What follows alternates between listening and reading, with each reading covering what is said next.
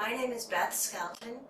I'm a retired teacher and I'm a volunteer with the River to Pear Watershed Coalition. My name is Ed Schaefer. I'm a volunteer with the River to Pear Watershed Coalition. Well, we went to the Missouri Stream Team training to become volunteer water quality monitors.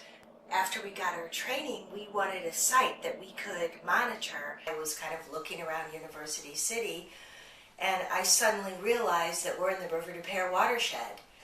It's a real integral part of University City, but anybody you talk to about the river knows nothing about it.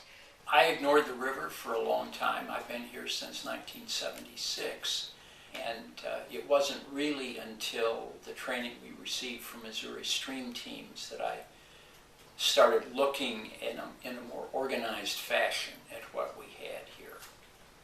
In fact, it is a natural stream. A lot of people don't realize that there was the River to Pear long before any of us were here, and it's unfortunate that the human involvement has mostly degraded the natural creek that used to be here into something that at one time really resembled a sewer. Well, when we first hooked up with the River to Pear Watershed Coalition, I noticed that there were problems that were way more terrible than I ever imagined. The sewage overflows and the pollution problems are really bad. Even worse than that, it's unimaginable that the River to Pear flooding could actually cause loss of life like it did just a few years ago. But also there was more good stuff and there was more hopeful things going on than I imagined. Ed has seen 4 different kinds of fish in the River to Pear. He's seen 5-inch long green sunfish, and we've seen them spawning and guarding nests and stuff like that right in the river. Crawdads, wood ducks with their babies, all kinds of birds and amphibians as well as the fish, and it just makes me think that with a little help, nature might be able to make a comeback.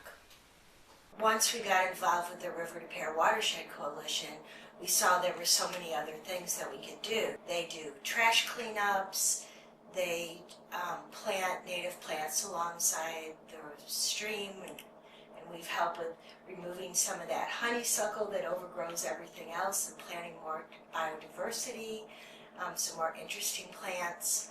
We've learned things about our own backyard. When this house was built, all of our stormwater, all of our downspouts went right into the stormwater system. So we disconnected those and we've put in some rain barrels and we've run some of the water into our garden, so we need to water less. We're also keeping some of that water out of the creek. Any homeowner can try to keep as much water as possible in their own yard. Putting in gardens instead of turf, or putting in a little rain garden that will hold the water for a while, or putting in pervious pavement. If each person does their own little tiny thing, but many people do it, I think it can make a significant difference. So that's the thing that I want to concentrate more on now, is spreading the word to other people that live in our neighborhood, in our community. And as much as people identify themselves as part of a municipality or a city, I would like them to identify themselves as part of a watershed. So I would love it as if you would drive east on Delmar and it would say, not only say entering University City, but entering the River to Pear watershed.